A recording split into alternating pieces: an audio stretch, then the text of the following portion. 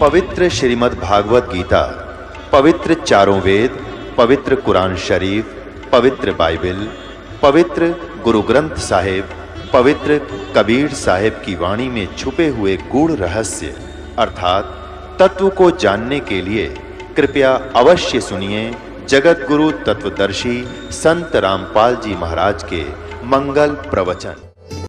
इस प्रकार हमने वेदों के अनुसार ब्रह्म साधना करनी होगी। ठीक है, गलती जब तक बन चुकी है बन गई, कोई बात नहीं।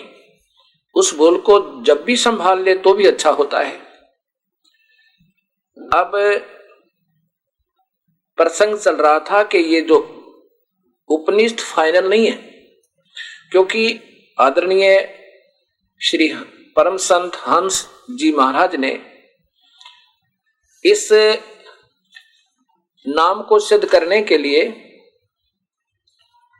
किसको के हंस जाप स और हंस, उसको सिद्ध करने के लिए केवल रामायण उपनिषद आदि का सहारा लिया है, जो कि वो फाइनल नहीं है। वेद से नीचे का अगर भक्ति में कोई भक्ति विधि में सहयोग लेते हैं तो मान्य नहीं होता। अब फिर देखिएगा, परम संत श्री हंस जी महाराज, ये आपके सामने है, और नीचे देखिए योगी राज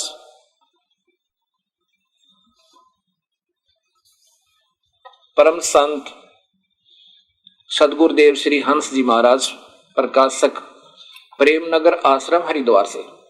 और ये इन्हीं की अपनी ही, ये दो शब्द में देखना, ये इसमें स्पष्ट है कि ये महापुरुषों की अपनी कलम से लिखा हुआ है। श्री श्री 108 श्री सदगुरुदेव परम संत योगीराज श्री हंस जी महाराज आनंद कंद सचिदानंद भगवान के श्री कर कमलों द्वारा इस ग्रंथ की रचना हुई। यह ग्रंथ विक्रमी संवत इतने इतने, यानी इन्हों की अपनी ही लिखी हुई है। अब यहां देखना, इन्होंने हंस नाम प्रमाण है, ये पीछे से करते आ रहे हैं कि ऐसे हंस नाम प्रमाण है, पर हम यहीं से लेते हैं। आप देख सकते हैं, तो कोई बच्चों का काम तो है नहीं, किसी को बहका देंगे छुपा देंगे, लेकिन समय के अभाव से हम उतना ही दिखाते हैं जितना आवश्यक है। हंस नाम का प्रमाण है, श्वास अंदर जाता है तो श्वास के साथ शब्दतः ही स की ध्वनि होती है, और श्वास बाहर आने से हम की ध्वनि होती है, अपने आप होती है, ऐसा कहते हैं। हम और स मिलाकर हंस शब्द बनता है। उल्टा करने से हंस शब्द सोहम बनता है। उल्टा कर दे तो कहते हैं सोहम बन जाता है। आप ही देख सकते हो, हंस का सोहम बन सकता है। ये हंस, इसको उल्टा रख दे, स यहां लगा दो, स हम, और ये सोहम, तो ध्वनि में तो बहुत अंतर हो जाएगा। एक तो स हम की ध्वनि हो, एक सो हम की हो। अब यहां देखो, इन्होंने कहां से शुरू किया है, ये वाल्मीकि जी से, यानी रामायण से। उल्टा नाम जपा जग जाना, वाल्मीकि भय भरम समाना। जान आदि कवि नाम प्रतापु, भय सिद्ध और उल्टा जापू, कर उल्टा जापू। सोहम अस्मि इति व्रत अखंडा, दीप शिखा सोई परम प्रचंडा।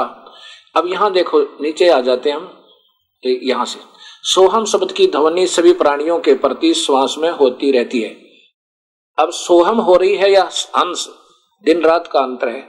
इसी को अजप्पा कहते हैं। इसका मानसिक ध्यान करने में मन शीघ्र ही शांत एवं एकाग्र हो जाता है और सहज समाधि लग जाती है। इसी को परवण योग या ओंकार मंत्र कहते हैं। ले बता, ये ओंकार मंत्र बता दिया, भले आदमियों कुछ तो सोचो, कहाँ ओम मंत्र, कहाँ ये सोहम। ओंकार का अर्थ है, देखियो, सर्वव्यापक परमात्मा, सर्वयांता और सर्व पालन पोषण करने वाला। हंस नाम ही सब में व्यापक है। अब हंस पे आगे, इसी से सब प्राणी जिंदगी को प्राप्त हो रहे हैं, इसलिए यही सबका आधार है। इसी के अंदर होने से हम लोग मिलकर बैठते हैं, सबका निर्णय करने वाला भी यही है। आगे देखियो, अब श्वास के साथ सहकार और हम अहंकार का श्रवण करने से प्राण उपासना होने लगती है। इसी को आत्म चिंतन कहते हैं। यही हंस सब का मूल कारण है। प्राणी के, देखियो ये लाइन देखना, इनकी बुद्धि कितना काम करी, ध्यान से सुनना। प्राणी के मर जाने पर यही कहने में आता है कि हंस उड़ गया। हंस का अर्थ हुआ शरीर छोड़ गई जीवात्मा। हंस उड़ गया, जीवात्मा निकल गई। और ये हंस को भगवान बतावे, यही उनका मूल कारण, यही मूल जाप। हंस का अर्थ है प्राणी, और प्राणी का प्राणी जाप करे। कहने में आता है, देखो, प्राणी के मरने पर, प्राणी के मरने पे, आप ही कह रहे हैं, प्राणी के मरने पर यही कहने में आता है कि हंस उड़ गया। हमारे मानस हृदय में ही हंस निवास करता है। हमारी रामायण हंस ही की गाथा है। अब ये विचार करो, भक्तात्मा स्वयं कह रहे हैं, प्राणी मरने पर भी यही कहने में आता है कि ये हंस उड़ गया। हमारे हृदय में भी हंस निवास करता है। बताओ, प्राणी मर गया तो प्राणी ही उड़ गया। सारी रामायण हंस की गाथा है। अब यहां देखना होगा आगे, तुम ही शिव के हृदय रूपी मानसरोवर के हंस हो। अब यही समझ में नहीं आ रहा, ये महात्मा जी कहना क्या चाह रहे हैं। हंस का जाप करो, और कहते हैं ना, प्राणी मर जावे तो हंस निकल गया। तो कबीर साहब भी कहते हैं, हंसा निकल गया पिंजरे से, खाली पड़ी रही तस्वीर। वो जीव निकल गया, और जीव ही जीव जीव जीव करे, यानी हंस नाम किसको कहते हैं? उस सुलझी हुई आत्मा को जो विकारों से रहित हो जावे, और ये समझ ले कि प्रभु की भक्ति के बिना जीव का कतई गुजारा नहीं, और बुराई त्याग दे। उसको पता लग जाता है कि पाप कर्मों का बहुत भयंकर परिणाम होता है। जिस प्रकार एक हंस पक्षी होता है, उसमें एक गुण दिया है प्रभु ने कि उसके पास दूध रख दो किसी पात्र में, और उसमें पानी डाल दो दूध में, वो दूध ग्रहण कर लेगा और जल को छोड़ देगा ज्यों का त्यों। उसने दूध और पानी को छान लिया, अर्थात भक्ति का सही निर्णय कर लिया, और अपना सार असार को समझ लिया, असार को त्याग दिया, सार को ग्रहण कर ले। उसको हंस आत्मा कहते हैं, उधरी हुई आत्मा, यानी वो परमात्मा नहीं, हंस जीवात्मा, अच्छी आत्मा। तो आगे क्या बताया है? अब ये कहते हैं हंस को फिर उल्टा कर ले तो सोहम हो जा, और प्रमाण दे रहे हैं केवल रामायण का। वेद त्याग दिए, गीता भूल गए, और ओंकार को भी कहते हैं ये भी सोहम ही जाप बना है। इसी को ओंकार भी कहते हैं, हंस को ही। ओम शब्द तो हर शास्त्र में, गीता और वेद दोनों में प्रमाणित है। और यही कबीर साहब गरीबदास जी ने बताया कि ओम नाम से ही भक्ति प्रारंभ होगी, इससे अन्य कोई नाम जपे तो व्यर्थ है। अब सोहम जाप को ये फाइनल मानते हैं, मान लीजिए। अब स्वयं अपनी ही लेखनी से लिख रहे हैं कि कबीर साहब की वाणी। अब यहां देखो, यही हंस योग प्रकाश, और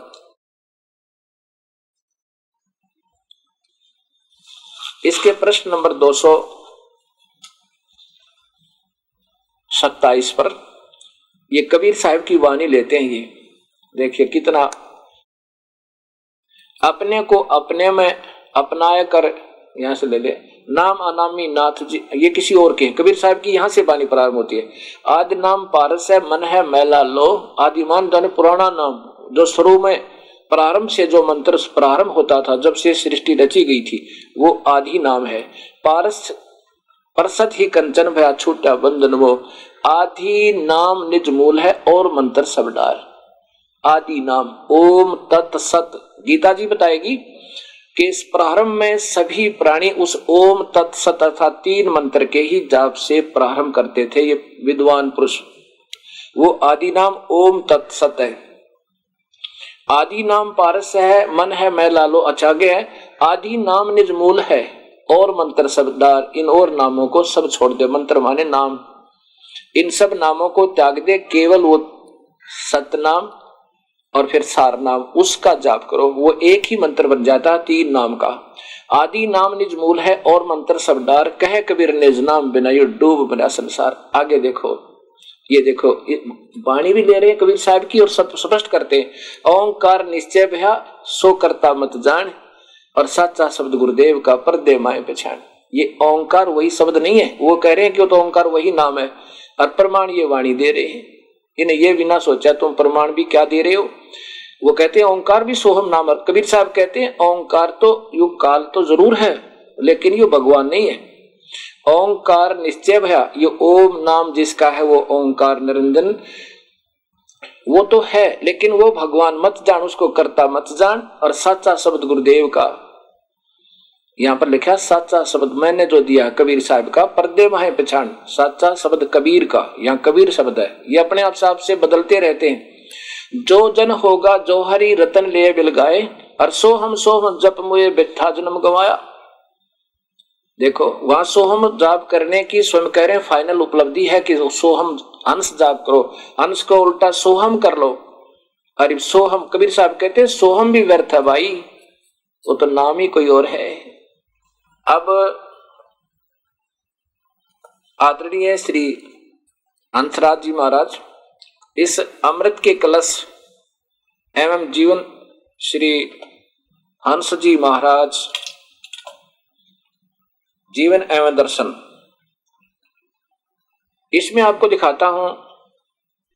पहले मैं सुनाऊंगा आपको, उसके बाद दिखाऊंगा। इसमें क्या कहना चाहे हैं महाराज जी ने 291 नंबर पृष्ठ पे और 92 पे ये सिद्ध करना चाहे कि ओम नाम कोई जाप नहीं है। और यज्ञ हवन करते हो, इससे क्या तुम्हारा मन थोड़ा ही टिक जाएगा। कोई भक्ति का साधन करते मन को रोकने के लिए, पूजा पाठ हवन आदि करते हो तो तुम्हारा मन कहाँ टिकता है। और ध्यान सुमन तो मन को एकाग्र करने के लिए किया जाता है। जो नाम मैंने बताया हुआ किसी का बनाया हुआ नहीं है। हंस कमाल कर दिया ये परमात्मा, ये बंदी छोड़। अब देखो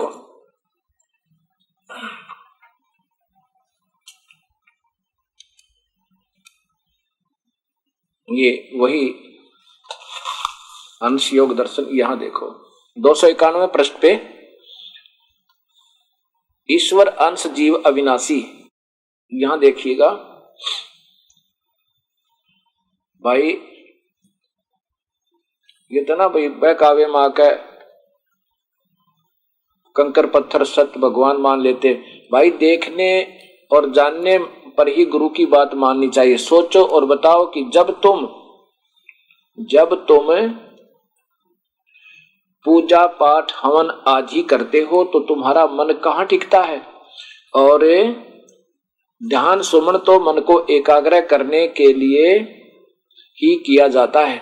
अब यहां देखो मैं जो नाम बताता हूं हंस, वह किसी का बनाया हुआ नहीं है। ये अखंड नाम है, पावन नाम है, राम नाम है। आगे देखो और इस 92 पे क्या कहते हैं। कोई कहता है ओम ही, बहुत से विद्वान ओम को भगवान का सच्चा नाम बताते हैं, परंतु ओम बैखरी वाणी का विषय है और भगवान का नाम परावाणी का विषय है। ओम नाम को ये भगवान का नाम नहीं मानते, सीधी सी बात है। अब देखो अब कहां ले जाएंगे ये अनजान संत। बैखरी का वाणी का अर्थ होता है कि बोल के भक्ति करे, बोल के उच्चारण से जो होती है वो बैखरी वाणी बोलते हैं। ये कहते हैं ओम तो बोल के होता है, ये तो भगवान का नाम तो बिना बोले होता है। स और है, स है, ये भगवान का नाम, ओम भगवान का नाम नहीं है। ये महात्मा जी बता रहे हैं आपके सामने। और कहते हैं यज्ञ और हवन करने से क्या कल्याण होगा। और गीता जी में आपको दिखाया, वेद बतावे ओम नाम का जाप करे, काम करते करते करे, चलते फिरते करे, विशेष कसक के साथ मानव जीवन का अपना विशेष उद्देश्य समझ के ओम नाम का जाप कर, यजुर्वेद बतावे। और गीता में आपको दिखाया था, मैंने इस दास ने आपको दिखाया था अध्याय नंबर 8 के 12 और 13 में कि मुझ ब्रह्म का नाम जाप, ओम एक अक्षर तक करे। और उस परमात्मा का करना है तो उस संत ने ढूंढ ले। और फिर गीता जी के ही 17वें अध्याय के 23वें श्लोक में बताया है कि पूर्ण परमात्मा का अगर भक्ति तूने करनी है तो उस 3 नाम के मंत्र से होता है ओम तत्सत। ये देखो, ये वो गीता जी साधक संजीवनी, ये श्रीमद् भगवद गीता अध्याय नंबर 17। और फिर देखिए, ओम तत्सत इति निर्देश है ब्रह्मणे, ब्रह्मणे माने पूर्ण परमात्मा का, त्रिविधि समर्थ ओम। तो सीधा ही ये, इसके बिना तो कोई मंत्र आपका चलेगा ही नहीं। अगर इससे कोई नीचे का जाप बताता व्यर्थ है। कबीर साहब ने ये भी कहा कि निज नाम आदि नाम निज मूल है, ये है वो आदि नाम, ये है वास्तव मंत्र, ये आदि नाम। और इसमें ये लिखा है गीता में कि पूरा मन सृष्टि के प्रारंभ में इसी से ये ब्राह्मण लोग विद्वान पुरुष वेदों के आधार पर यज्ञ आदि भी करते थे और इसी नाम के जाप का प्रारंभ हुआ था। फिर काल ने बीच में बिचला दिया इनको।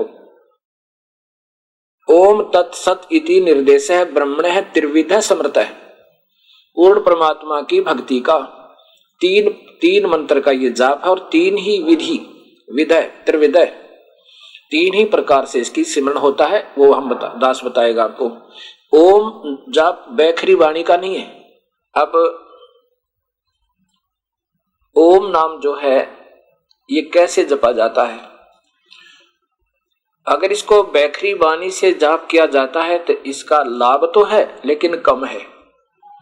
ऐसा नहीं है बैखरी वाणी से भी जाप करने का कोई लाभ नहीं है। जैसे ओम ओम ओम ओम ओम ओम ओम ओम ओम ओम या मन मन में, या से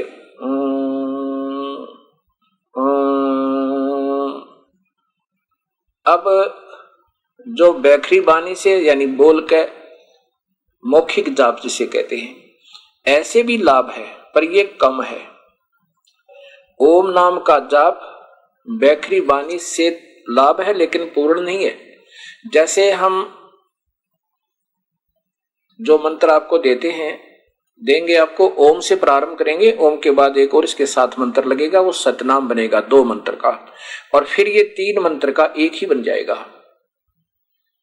और फिर ये समाज से ही सिमरण होगा, बैखरी वाणी से नहीं होगा। अब जैसे हम मौखिक जाप करते हैं, मौखिक जाप 1000 बार और मानसिक जाप 1 बार ओम का, यानी किसी भी मंत्र का, लेकिन पूरे संत तले का अपने आप नहीं, मर्यादा ही होती है। और फिर मानसिक जाप 1000 बार और फिर ये 10 विधि बताओगा। ऐसे प्रमाण है वेदों और गीता में और कबीर साहब की वाणी में। ऐसे जो जाप करेगा उसको मानसिक जाप से भी 1000 गुना, वो 1000 बार मानसिक जाप, 1 बार वो उस विधि से जाप।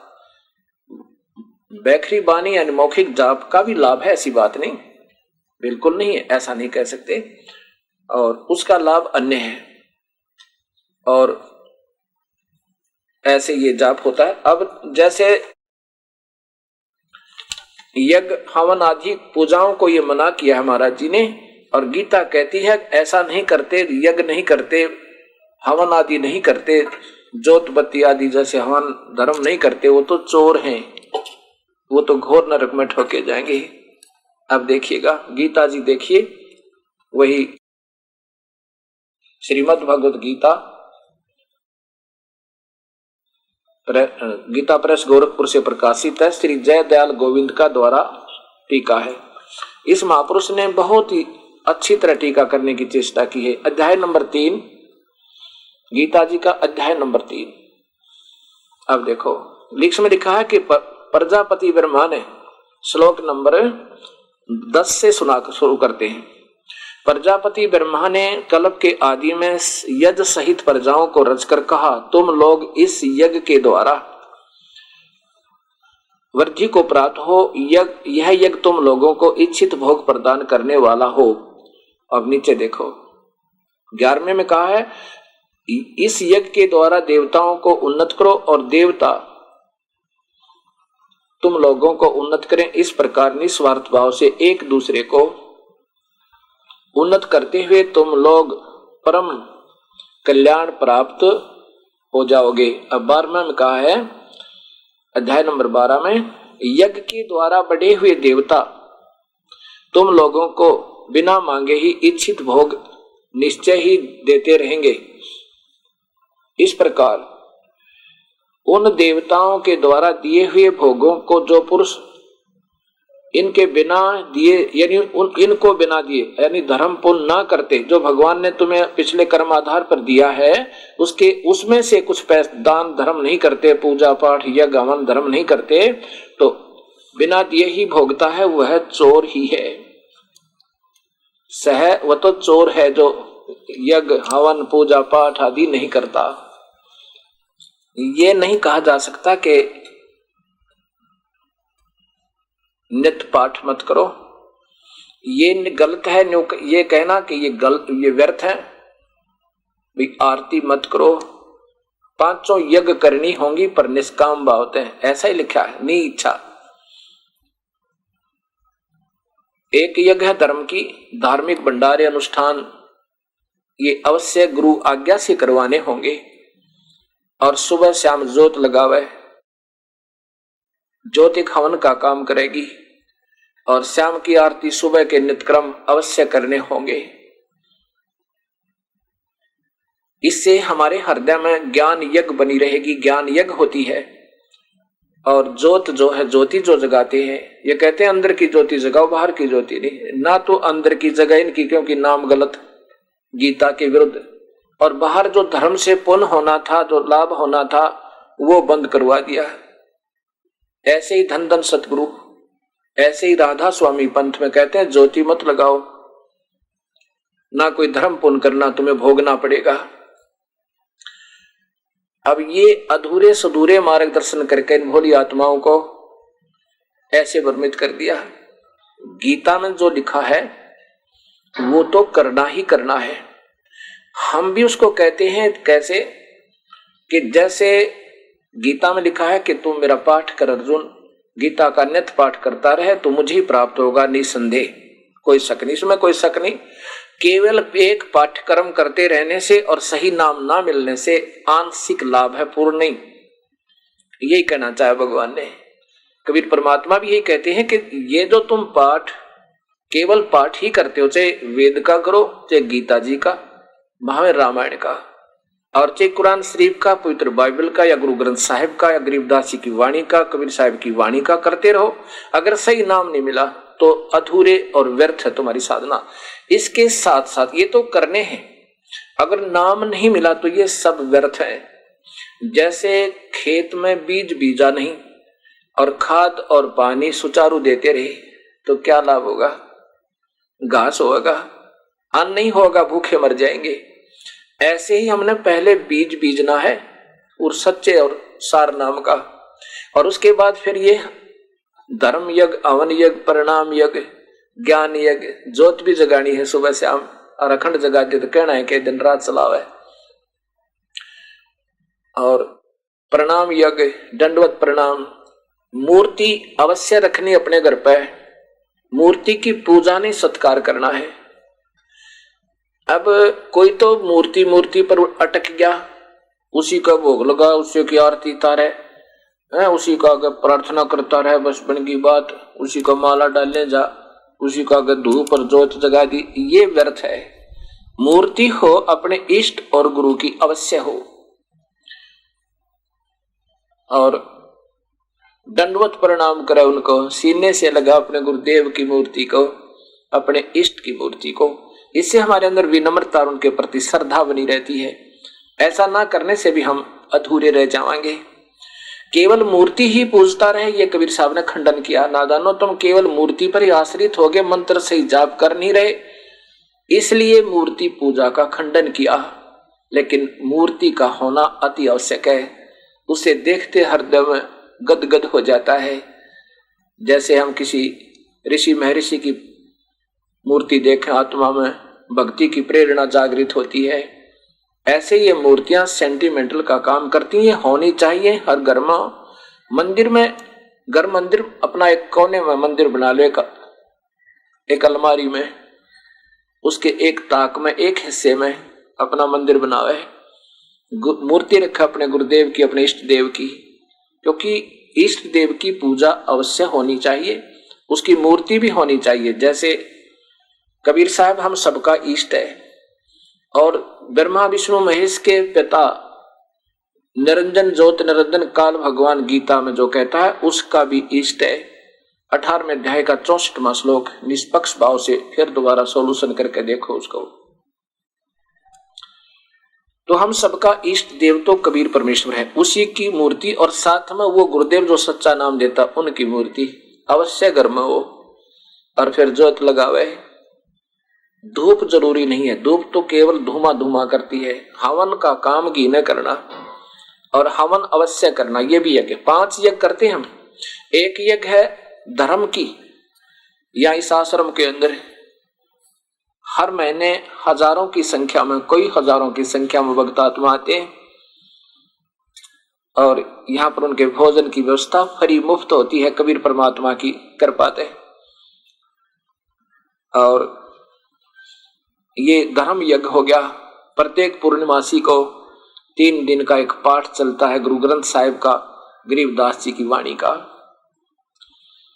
जो कबीर साहिब की महिमा का, और जिसमें 4 वेद, 18 पुराण, उपनिषद, गीता, महाभारत, रामायण और सभी कुरान, पुराण, बाइबल, सभी का सामूहिक ज्ञान, और पूर्ण परमात्मा का और सुख संवेद का, यानी वो सामूहिक, उसके अंदर सारा ही पाठ हो जाता है। 3 दिन में वो पूरा हो जाता है, और 3 दिन तक अखंड ज्योत जगती है। यहाँ पर भक्त आत्मा अपना अखंड पाठ करवाते हैं। जितने भी पाठ होते हैं, जैसे कभी 100 हो जाते हैं, कभी 125 हो जाते हैं, उनके नाना अलग अलग से, उनकी अलग से ज्योति 3 दिन जगती रहती है। वो हवन होता है, और 120 ज्योतियां जहां पर जगह, 140 ज्योतियां जगह, 3 दिन के अंदर लगभग 1.5 क्विंटल घी का हवन हो जाता है, देसी घी का, और उनको सबको लाभ मिलता है। तो ऐसे 5 यज्ञ करते हैं हम। एक यज्ञ है धर्म की, दूसरी यज्ञ है ध्यान। ध्यान यज्ञ ऐसे नहीं आंखें बंद करके समाधि लाओ। सहज समाधि क्या होती है ये बताते हैं, सहज समाधि, और करते हैं हठ योग से समाधि। सहज समाधि ऐसे होती है जैसे आप कहीं बाहर चले जाओ और जा चुके हो 1000 किलोमीटर, तब आपको याद आए कि मैंने 50,000 रुपये लोन लिया था और अलमारी में रख दिया तिजोरी में, और चलती दफा किराया जब निकालने लगा और अलमारी खुली छोड़ा, और फिर आप अपने जिस काम पर पहुंच चुके हो वहां से वापस जब तक नहीं आओगे, 1 दिन में, 2 दिन में, 4 दिन में, तब तक आपका ध्यान अलमारी से नहीं हट सकता है। परमात्मा, कहीं बच्चे बाहर चले जावें, कोई चोर ना घुस जावे, किसी बच्चे का हाथ लग जाए वो खराब ना कर दे, मुश्किल से गरीब आदमी ने लोन लिया है, कर्ज लिया है, आप वहां काम भी करते रहोगे, रिश्तेदारों से बात भी करते रहोगे, लेकिन आपका ध्यान वहां से हट नहीं सकता। पल पल में आओगा, आंखों से पानी आने को हो जाएगा, दिल में कसक सी होगी, हे परमात्मा क्या होगा, ये दाता ठीक ठाक पावे, ये सहज समाधि है। हम आपको इतना योग्य कर देंगे, उस परम पिता के गुणों से परिचित करवा देंगे। कबीर परमात्मा कहता है आपकी सहज समाधि हटे नहीं माते। ये ध्यान है, ये ध्यान यज्ञ है, ये सहज समाधि कहलाती है। हठ योग करना ये समाधि नहीं है, ये तो हठ योग है और ये गीता में मना किया हुआ है। अभी दिखाऊंगा आपको। एक यज्ञ है धर्म की और दूसरी यज्ञ है ध्यान, तीसरी यज्ञ हवन की। एक ज्योत जलाते हैं हम और सभी से प्रार्थना करते अपने अपने घरों में एक अलमारी बनाओ, उसका एक हिस्सा बनाओ, उसको बिल्कुल वहां कोई कपड़ा उपड़ा ना रखे, कहीं ज्योति से आग ना लग जाए, उसमें कोई ऐसी वस्तु ना हो, केवल फोटो भी उससे ऊपर वाले ताक में हो अपने कबीर परमेश्वर के, साथ में गुरुदेव के। और सुबह शाम अवश्य अच्छा घी डाल के 100 ग्राम तक कम नहीं डाला है, और ज्यादा डाल देता, जितना भी आप बीजोगे आप ही को देगा भगवान। ये तो आपकी आउटपुट है, जितना डालोगे उतनी आपको आउटपुट ज्यादा होकर मिलती है। ये हवन, तीसरी यज्ञ हवन की और चौथी यज्ञ प्रणाम।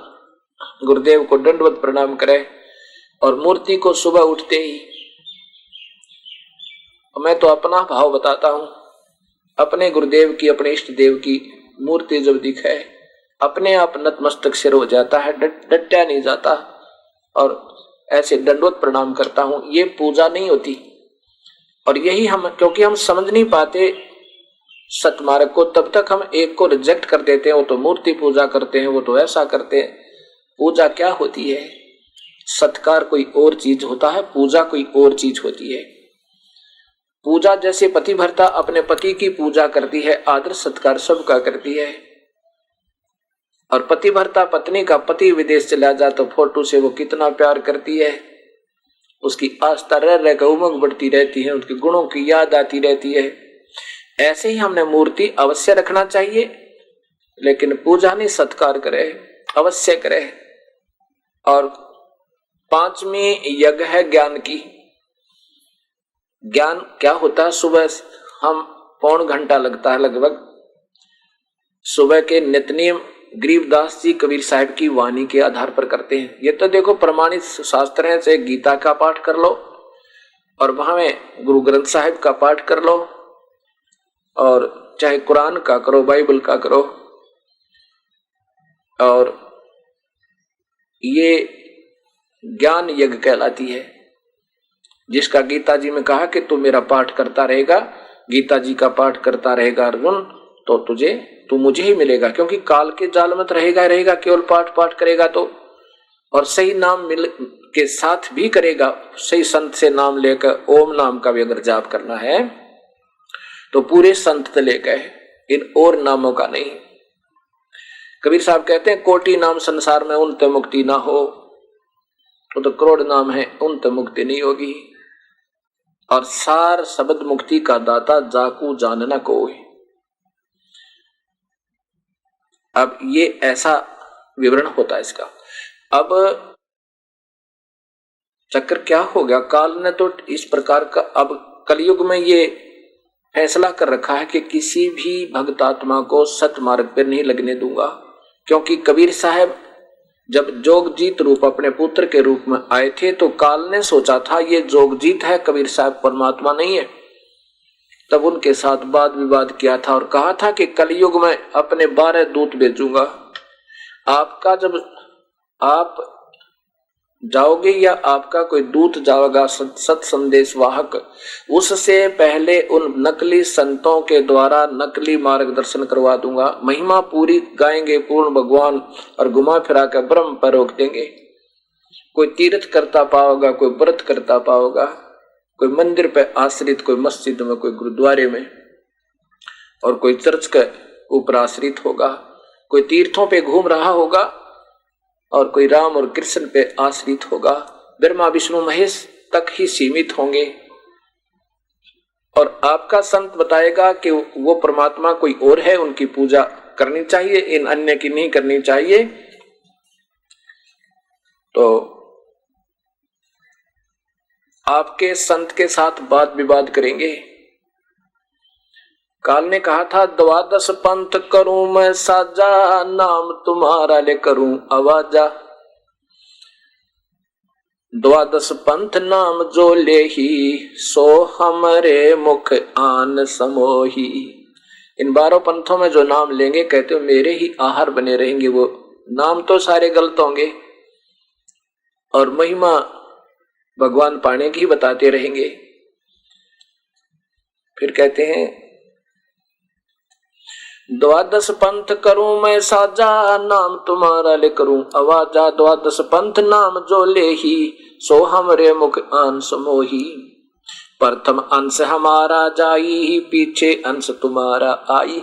जोगजीत मान कह पूर्ण परमात्मा कबीर साहब को ये काल ब्रह्म कह रहा है कि पहले मेरे दूत जालेंगे और सबको लाखों और करोड़ों की संख्या में सबको गुमराह कर देंगे, शास्त्र विरुद्ध साधना पर आधारित कर देंगे।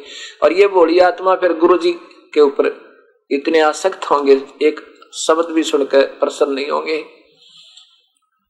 प्रथम अंश हमारा जाई, पीछे अंश तुम्हारा आई। कहा तुम्हारा जीव न माने, हमारी ओढ़े हो बाद बखाने। काल ने कहा था कि तुम्हारा और तुम्हारे संत का कोई कहा नहीं मानेगा और हमारे वकील बनेंगे, मेरे ही वकील बन जाएंगे। क्योंकि उन संतों ने उस समय शास्त्र विरुद्ध साधना बता रखी होगी, लेकिन अपने अहम के कारण उस गलत को गलत नहीं स्वीकार करके, बल्कि उस गलत को और झूठ जाठुड़ जाकर सिद्ध करने की कोशिश करेंगे और वो वकील बने पाएंगे। कहा तुम्हारा जीव न माने, हमारी ओर हो बाद बखाने। हमारे ही मेरे काल के ही दूतों की तरफ, संदेश वाहकों की तरफ ही के वकील बनकर सभी और वाद विवाद करेंगे। फिर क्या बोले कबीर साहब ने कहा था, धर्मदास जब भी मेरा कोई संत मेरे सत मार्ग का सत दर्शन करेगा, उस समय के वर्तमान गुरु महंत और संत ये जितने भी नकली होंगे वो उसके साथ राड बढ़ावेंगे। और क्या कहा कि जो संत मम सत शब्द दृढ़ावे, वाक्य संग सब राड बढ़ावे। अस संत मंथन की करनी, धर्मदास में सुनाऊं वर्णी। उस समय के वर्तमान के उस समय के संत और महंतों की ये लक्षण होंगे, सच्चाई स्वीकार ना करके और उनको झगड़ा पैदा करेंगे। तो इससे सिद्ध होगा गीता जी का वो श्लोक 7वें अध्याय के 12 से लेकर 15 तक कि वो राक्षस स्वभाव के को धारण किए हुए त्रिगुणमयी मेरी माया अति दुस्तर है अर्जुन, और जो मेरा भजन करते हैं वो इससे कुछ ऊपर उठ जाते हैं। और इस त्रिगुणमयी माया के द्वारा जिनका ज्ञान हरा जा चुका है वो राक्षस स्वभाव को धारण किए हुए दुष्कर्तिन माने बुरे कर्म, गलत भक्ति मार्ग पर दुष्कर्म बोले हैं वो करने वाले, नीच व्यक्तियों में नीच मूर्ख, वो मुझे नहीं भक्त बजते अर्जुन। और फिर 70वें श्लोक में कहा है कि जो सुकृत कर्म है, सुकृतिन, वो भी 4 प्रकार के हैं। वो तो अच्छे कर्म है जो एक परमात्मा ने की भक्ति करें, वेदों के आधार पे ओम नाम का जाप उस पूर्ण परमात्मा का मानकर करते अनजानपने में, कहते वहां से सुकृत कर्म शुरू होते हैं। उससे नीचे के जो भी मंत्र हैं वो दुष्कर्तिन है और जो भी साधना है वो दुष्कर्तिन है, मूढ़ नीच मूर्ख लोग करते हैं। अब वो गीता जी का श्लोक गलत हो जा, अगर ऐसा ना होगा तो अगर राड नहीं बढ़ाएंगे तो गीता फेल हो जाएगी। इसलिए यही कबीर साहब कहते हैं कि जो संत मम सत शब्द दृढ़ावे, वाके संग सब राड बढ़ावे। अस संत मंथन की करनी और धर्मदास में सुनाऊं वर्णी। ये तुझे बता देता हूं कि उसके साथ सब बार विरोध करेंगे, उनके साथ झगड़ा करेंगे, पर कहा था कि धर्मदास मैं साथ रहूंगा, मैं साथ रहूंगा उस प्यारी आत्मा के। और ये तो पुराना इतिहास उठाकर देख लो, सदियों के बाद ये सत मार्ग उत्थान होता है प्रभु कृपा से। वही शक्ति देता ना किसी इस दास में यह हिम्मत नहीं, इस परम पिता परमेश्वर के इसे निर्मल ज्ञान को, और ये 2 कौड़ी का जीव और वर्णन कर दे। जीव भी नहीं उठ सकती इस दास की अगर उसकी रजा ना होता है। ये ऐसा सदियों पर्यंत होया ही करता है। और पिछले इतिहास देख लो, ईसा जी ने ऐसा ही किया था, उसके साथ क्या सलूक किया था। ऐसे हजरत मोहम्मद जी ने यही किया था, उनके साथ क्या बदसलूक किया था लोगों ने। लेकिन संत उल्टे नहीं हटा करते, सिपाही और संत आगे को ही बढ़ा करते हैं, उनको अपने जंगे मैदान का बेरा होश है, उसके हर्ष से भी वो परिचित होते हैं कि इसका क्या हर्ष हो सकता है, लेकिन वो उल्टे नहीं हटते। उनका उद्देश्य ही समर्पण का होता है। और फिर कबीर साहब के साथ क्या सलूक किया था नादान संतों ने, अपने परिभाषा प्रभु की देखा होगा, उस अपने ही परमेश्वर को, अपने भगवान को बुला दिया उन नादान संतों ने, जो उस समय के वर्तमान के अज्ञानी स्वयं शास्त्रों के विरुद्ध साधना कर रहे और करा रहे थे स्वार्थी लोग, कबीर साहब के दुश्मन बना दिया। फिर महर्षि दानंदकार साहब ने देखा होगा, उसी समय के वर्तमान के उन नकली गुरुओं ने शास्त्र विरुद्ध साधना पर आधारित करके अपने स्वार्थवश उस महापुरुष को मरवा के छोड़ा। लेकिन संत प्रभु के सिपाही होते हैं, वो इस चीज की परवाह नहीं किया करते। लेकिन अब वो समय नहीं है, अब तो सब बहन और भाई, बच्चे, बेटे और बेटियां सब शिक्षित हैं। अब कोई किसी की इन अनजान अटकलों में नहीं आ सकता। शास्त्र हमारे पास है, इनको देख सकते हैं। अगर ये मनुष्य शरीर व्यर्थ हो गया फिर इसका कहीं ठिकाना नहीं है। अब जो दास आपको बताना चाह रहा है, अब ये कोई मैं अपनी तरफ से नहीं बता रहा, इन महापुरुषों के लिखे हुए लेख हैं और इनमें भी इनको आपत्ति है तो धन्य है इनकी मान है,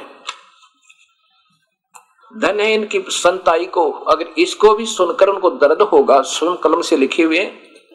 हाँ, ये हो सकता है कि मेरी समझ में कम आया हो जो मैं बता रहा हूं, हो सकता है मैं एक तरफा बता रहा हूं, ये हो सकता सब भगत समाज के मन में ये आ सकता है कि महाराज जी शायद वो ही बता रहे हैं जिनको जो इनके सूटेबल है, अनुकूल है, बाकी व्याख्या को छोड़ रहे होंगे। ये आप परचेज कर सकते हो और ले सकते हो, वहां से देख सकते हो। और आप पढ़ोगे इस दृष्टिकोण से, फिर पता चलेगा आपको इन महापुरुषों ने इसमें क्या वर्णन दिया हुआ है। अपनी शास्त्र विरुद्ध साधना को सत करने के लिए ना जाने कितनी अटकलें लगानी पड़ती। ऐसा ही नहीं, इन्हीं की नहीं कह रहा मैं, सभी महापुरुषों ने ऐसा किया। अब हमने उपनिषद का जिक्र चल रहा था, उपनिषद क्या चीज होती है। यदि हमने भक्ति करनी है, बार बार बता रहा हूं कि वेद और गीता को फाइनल मान के चलना है। अगर ब्रह्म तक की साधना ही करनी है और ओम नाम के जाप से प्रभु प्राप्ति नहीं है, उससे यहां की सुख सुविधाएं प्राप्त हो सकती हैं। और हम जो मंत्र देंगे उसमें आपको ओम नाम के जाप की कमाई यहीं छोड़नी होगी, इसके प्रतिफल में कुछ भी नहीं लेंगे हम।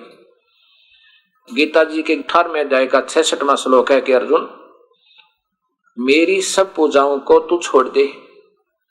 यहां मेरा जितना भी तूने ओम नाम का जाप किया है, यह गवन धर्म किए हैं, ये निष्काम भाव से करने हैं, इनको तो तू मेरे छोड़ जा, ये तुझे ऋण मुक्त कर दूंगा, तेरे सारे पापों से मैं मुक्त कर दूंगा, क्योंकि ऋण उतर गया, पाप कट गए।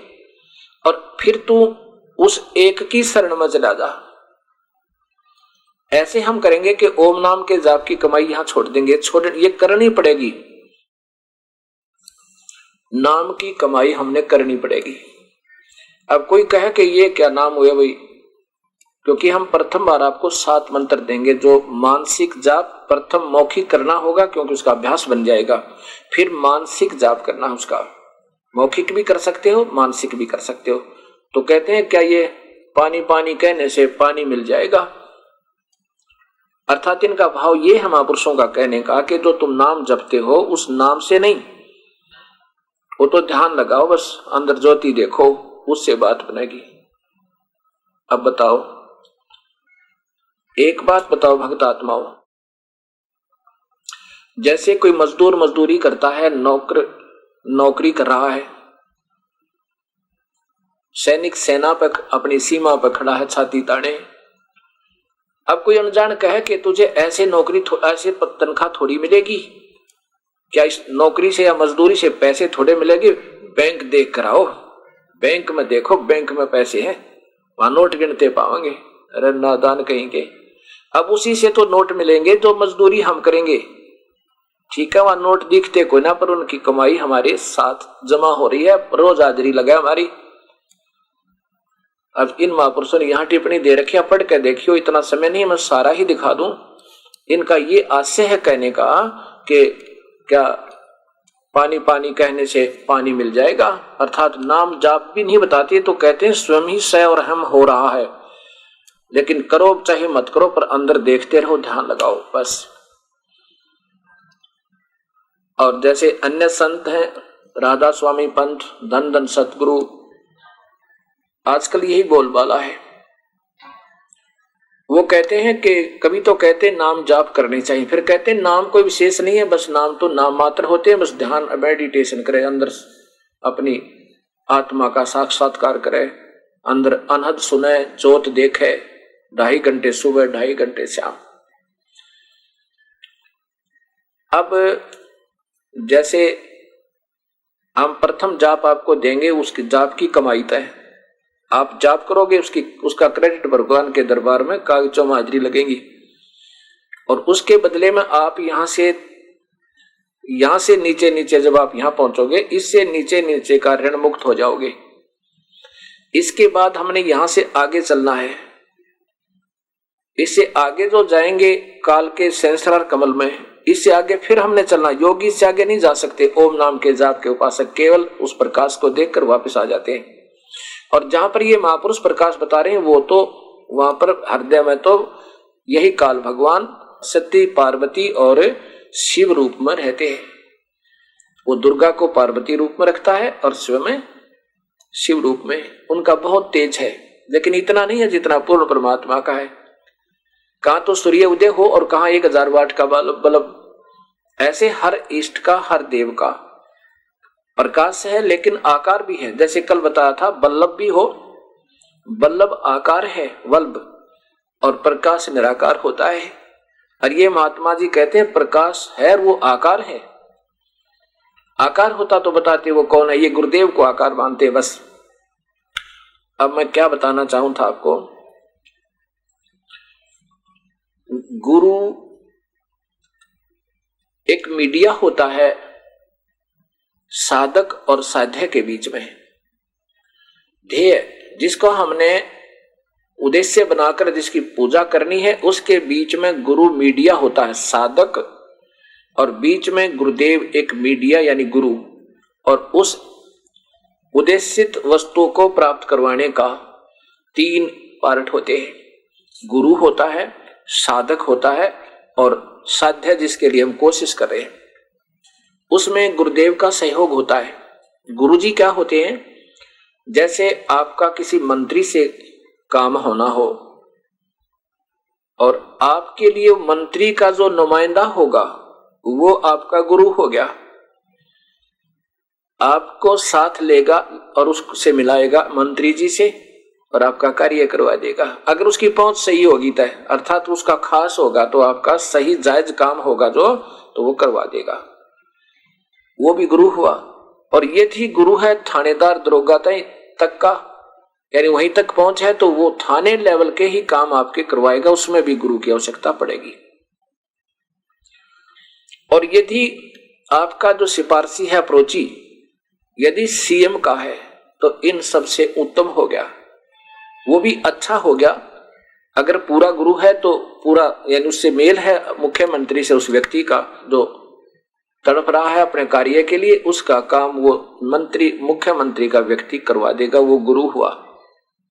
अब विचार करना, इन बातों को ध्यान से सुनना। गुरु गुरु सब कहते हैं, पर गुरु की परिभाषा भी आपको अभी तक नहीं बताई गई, क्योंकि मैं आप ही की तरह भ्रमित व्यक्ति था, सब जगह घूमया करता था। इन संतों की इन कॉमिक्सों को पढ़ पढ़ के दिमाग खराब हो गया था।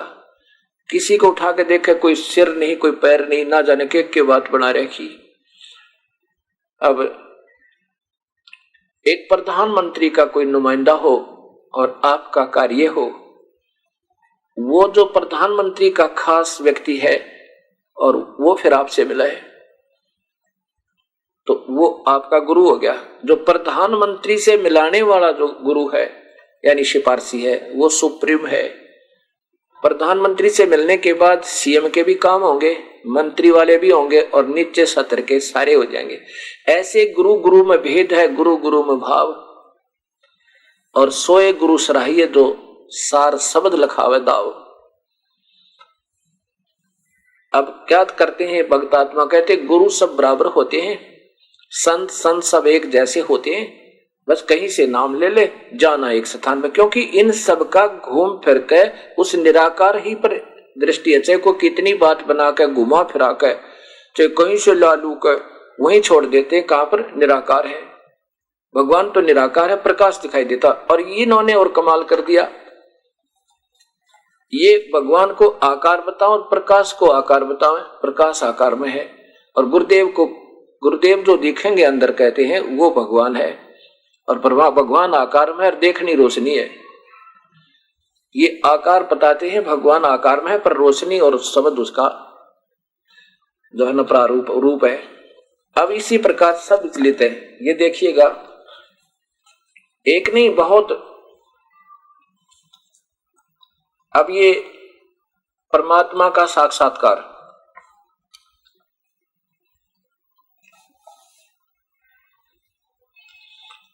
ये है श्री वही राधा स्वामी पंत से दर्शन सिंह जी महाराज, आदरणीय श्री दर्शन सिंह जी महाराज। अब इनके देखिएगा, इनसे प्रश्न किया किसी ने, क्या हम परमात्मा का साक्षात्कार कर सकते हैं? संत दर्शन जी महाराज से भेंट वार्ता सन 1978 में अमेरिका यात्रा के दौरान शिकागो में रेडियो से प्रसारित भेंट वार्ता के आधार पर, क्या हम परमात्मा से साक्षात्कार कर सकते हैं? हाँ, हम इसी जीवन में प्रभु का साक्षात्कार कर सकते हैं। आप जो कहते हैं वो क्या प्रमाण है, क्या प्रमाण है? उदाहरण देते हैं कि हलवे का क्या प्रमाण है, उसके खाने से नियत है बस। अब आगे देखो, कहते हैं स्वामी विवेकानंद जी ने, जिनका पूर्व नाम नरेंद्र था, रामकृष्ण परमहंस से एक बार पूछा था, प्रभु क्या आपने परमात्मा को देखा है?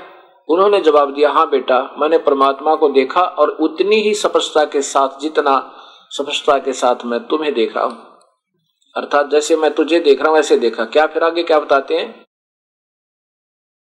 दर्शन सिंह परम आदरणीय दर्शन सिंह जी महाराज कह रहे हैं, परमात्मा जब व्यक्त हुआ, व्यक्त माने आकार में आया।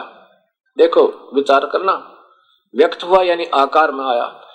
उसने दो रूप परमात्मा का प्रकाश और मंडलों का राग धारण किए। इन दो सिद्धांतों से संपर्क स्थापित करने केवल हम परमात्मा को देख ही सकते हैं, वरन हम उससे रूबरू आमने सामने बातचीत भी कर सकते हैं, उसका मार्गदर्शन भी पा सकते हैं और अंत में उसमें अभेद भी हो सकते हैं, यानी उसमें मिल भी जाएंगे। फिर कहते हैं परमात्मा देखने में कैसा है? परमात्मा आकार रहित है। बताओ, अब कोई थ्योरी हुई इनकी? हिसाब लाओ आप। परमात्मा आकार रहित है, परमात्मा पूर्ण ज्योति, पूर्ण ज्योत, पूर्ण प्रकाश और मूल प्रभा तेज है। परमात्मा ज्योति पुंज अवर्णनीय है।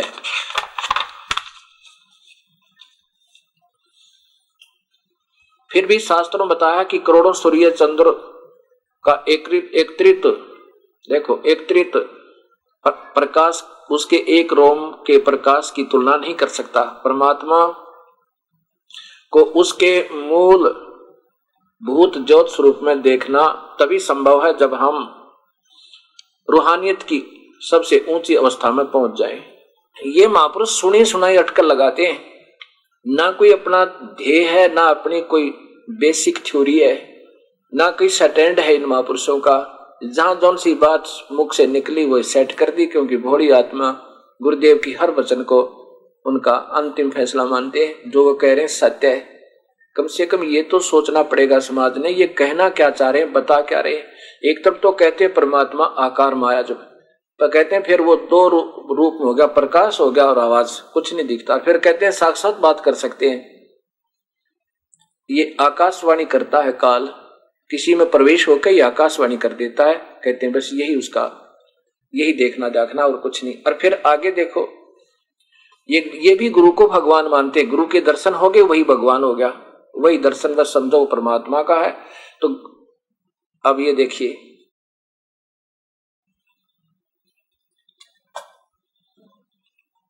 जीवन चरित्र परम संत बाबा जयमल सिंह जी महाराज।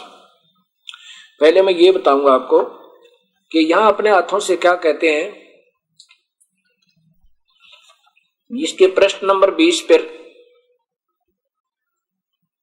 यहां देखो नीचे महाराज जी क्या बताते हैं कि परमात्मा ने इंसान बनाए, इंसान को उस प्रभु ने अपना रूप बनाया है। ले भाई, इससे सिद्ध है परमात्मा आकार में है, पर इनको ये इन देखा नहीं, ना कुछ इनकी पहुंच है, क्योंकि नाम इनके अधूरे हैं। तुक्के लगावे, देखा होता तो कहते वो परमात्मा कबीर है। ये देखो, परमात्मा ने इंसान बनाए, इंसान को उस प्रभु ने अपना रूप बनाया।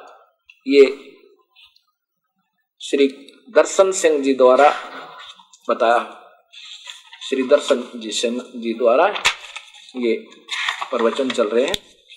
इन्होंने इसका लिखा हुआ टीका किया है। ये संत दर्शन जी महाराज के द्वारा ये कृपाल सिंह जी के शिष्य हुए हैं। और कृपाल सिंह जी के बारे में वर्णन देते हुए इन्होंने ये सब कुछ बताया। इनको फिर आगे बताऊंगा, इसमें तो बहुत कुछ लिखा है। इन महापुरुषों का क्या मानना है कि ध्यान लगाओ, अंदर जो 5 नाम दिए हैं उनका जाप करते रहो, और जाप करके फिर जाप तो जब ध्यान लगाएंगे अपने आप छूट जाएगा। अंदर ध्यान लगाओ, और ध्यान में गुरुदेव दर्शन देते हैं, वही प्रभु का रूप है। और उससे हम बात कर सकते हैं आमने सामने, जैसा कि कृपाल सिंह जी ने बताया, दर्शन सिंह जी ने बताया। अब इसी का एक अनमोल उदाहरण दिखाता हूं आपको, ये सत्र कैसे गिरा हुआ भक्ति का। ये देखिएगा, ये वही पुस्तक है जीवन चरित्र परम संत बाबा जयमल सिंह जी महाराज। और ये कहां से प्रकाशित है ये देखिएगा, इनके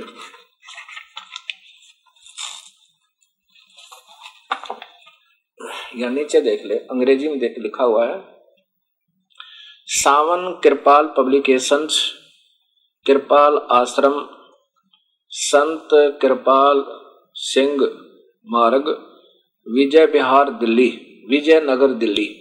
इतने फोन नंबर यहां से प्रकाशित है। अब देखो कमाल की बात दिखाऊं आपको। इस बात को सिद्ध करने के लिए भगवान के दर्शन गुरु जाते नहीं है, मर जाते हैं तो भी हमेशा हमारे से बात करते रहते हैं। ये देखियो, बाबा सावन सिंह,